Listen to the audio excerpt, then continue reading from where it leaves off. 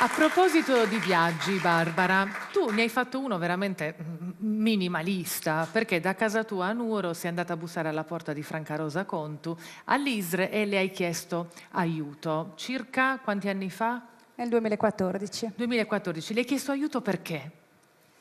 Perché dovevamo ballare a Redentore e questo ci ha dato la spinta per essere curiose e quindi da donne abbiamo voluto avere qualcosa in più e portare quella caratteristiche che Nuoro offre e che ci stavano iniziando a incuriosire.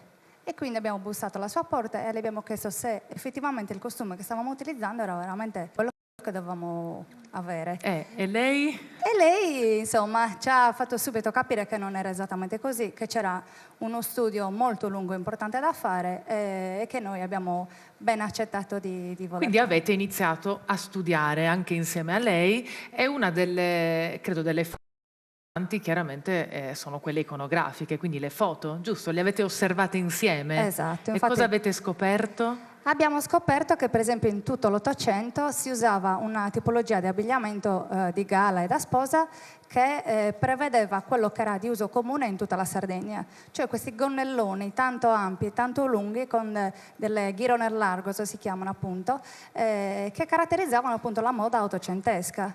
Che poi insomma hanno subito un'evoluzione. Ecco, invece rispetto alla benda?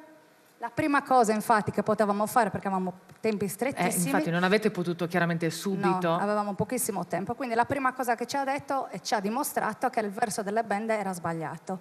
Quindi abbiamo notato delle bende antiche, che ce ne sono veramente pochissime, che avevano un'orlatura che portava a essere posta appunto a sinistra, con l'embo che scende a sinistra. E quando siete andate al Redentore vi hanno criticato? Diciamo che siamo abituati, insomma, a noi a creare un po' di scalpore, però poi mi hai raccontato che è vero che al momento qualcuno si è detto ma queste cosa pretendono di fare, chi sono? Poi in realtà sono venuti a bussare alla vostra porta e continuano a farlo per chiedervi a loro volta consiglio.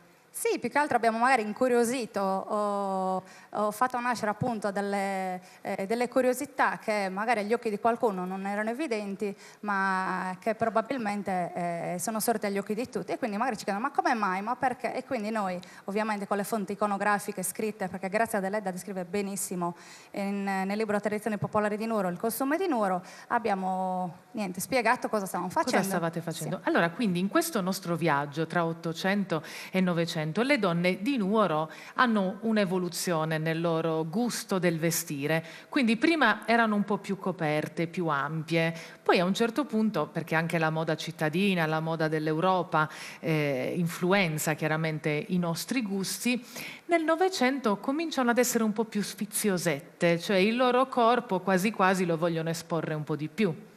Esattamente, quindi cosa fanno?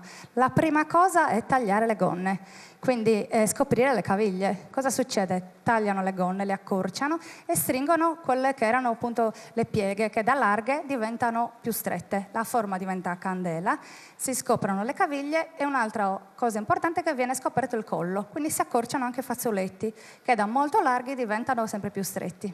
Ecco, e in questi viaggi le nostre donne nuoresi chiaramente, perché no, si fanno affascinare anche da piccoli oggetti, da oggetti che sono poi chiaramente non propriamente dell'abito sardo, ma che mutuano dal resto d'Italia. Per esempio qua abbiamo appunto portato degli accessori originali che venivano utilizzati dalle donne, questo appunto è un costume caratteristico delle donne borghesi, che insomma per volersi un po' distinguere dal popolo decidevano di utilizzare degli accessori come borsettini e ombrellini.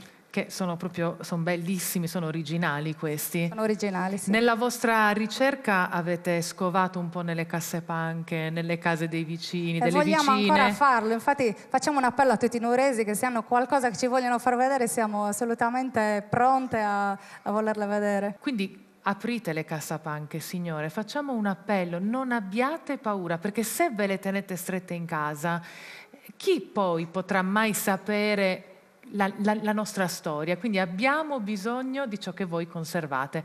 Comunque voi ne fate buon uso, sì. Ci possiamo fidare di voi? Sì, sì, ciecamente. Anche se avete fatto questa formazione di sole donne? La prima in Sardegna, tu lo Poi- sai bene. Sì, e anche questo, così come abbiamo già detto ampiamente con Totò Rechesa, non è che ce lo siamo inventato, si ballava anche tra donne, solo tra donne, Sì. Grazia Deledda lo racconta Sì. e non solo lei. Esatto. Per chiudere, invece sulle scarpe, che sai, è sempre un accessorio un po'... Anche le scarpe hanno subito un'evoluzione. In tutto l'Ottocento abbiamo trovato dei classici, quelli che chiamavano bottinos, che noi abbiamo riprodotto Dove li avete appunto. fatti fare? Perché anche questo non è facilissimo, non è che No, tutti... non li abbiamo fatti in Italia, no, li abbiamo trovati oltre Italia. E quindi insomma abbiamo dovuto far riprodurre le scarpe dell'Ottocento, mentre le Fatecele ragazze del vedere Novecento utilizzano appunto le décolleté per far vedere la caviglia, giusto? Perfetto, cara, a questo punto ci dedichiamo al ballo. Volentieri, grazie.